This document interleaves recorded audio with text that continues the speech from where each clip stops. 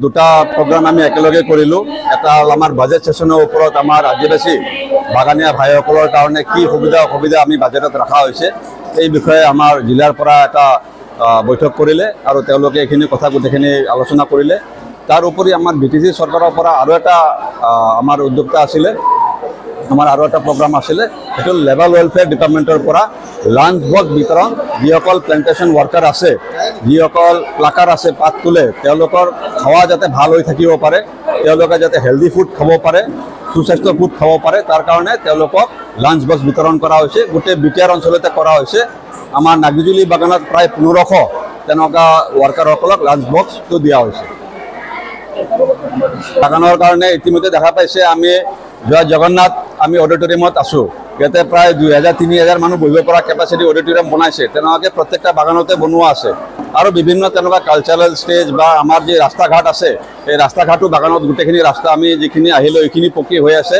বাগানত এতিয়া ৰাস্তা ঘাটৰ পৰা লৈ PMOই ঘৰৰ পৰা লৈ প্ৰত্যেক সুবিধাখিনি বাগানীয়া মানুহসকলে পাবলৈ সক্ষম হৈছে। সভা অনুষ্ঠিত কৰিছোঁ। এইখিনি নাগৰিক সভাত তাৰমানে আমাৰ যিটো অসম চৰকাৰৰ যিটো বাজেট, এই বাজেট সম্পৰ্কে আমি আমাৰ যিটো অন্তদয় আমাৰ আদৰ্শ, এতিয়া সেই বাজেট সম্পৰ্কে আমি নাগৰিকজুলি বাগানত 8 নম্বৰ লাইনত সকলো লৈ আমি এটা আলোচনা কৰিলোঁ আৰু বাজেট সম্পৰ্কে আমি বিতংকৈ আমি বক্তব্য প্ৰদান কৰিলোঁ। যেনেকৈ আমাৰ অসম চৰকাৰে যেনেকৈ আমাৰ জগন্নাথ কালচাৰেল ষ্টেজ অসমত 500খন নিৰ্মাণ কৰিছে, সেনেকৈ আমাৰ বাগান লাইনত প্ৰায় 196 কোটি টকা এইটো অনুদান দিছে।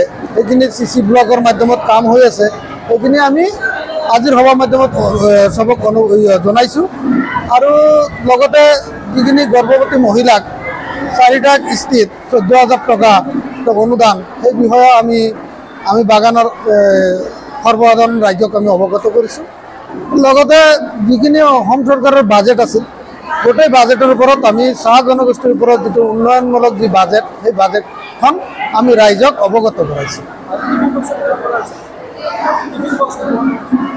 লগতে যিটো আমাৰ BTC গভৰ্ণমেণ্টৰ যিটো চৰকাৰে আজি যিখন অনুষ্ঠানত আমি টিফিন বক্স বিতৰণ কৰা হৈছে, যিটো বাগানৰ যিবিলাক আমাৰ শ্ৰমিকসকল আছে, তেওঁলোকে যেতিয়া বাগানত চাহপাত তুলিবলৈ যায়, কৰ্মত নিয়োজিত হয়, তেতিয়া তেওঁলোকে কিবা যিটো টিফিন বক্সত কৰি নিজৰ খাদ্যখন ভালকৈ সুৰক্ষা কৰি ল'ব পাৰে, সেই ব্যৱস্থাৰে আজি BTC চৰকাৰৰ সঞ্জীৱ তান্ত্ৰী ডিপাৰ্টমেণ্টৰ মহোদয়ক EM আৰু ধৰ্মনাৰায়ণ দাসদেৱৰ সহযোগত আজি ভাৰতীয় জনতা দলৰ সকলো কাৰ্যকৰ্তাৰ উপস্থিতিত আজি এই টিফিন বক্স আজি 8 নম্বৰ বাগানত প্ৰায় 1500 বেনিফিচিয়াৰীক আমি বিতৰণ কৰোঁ।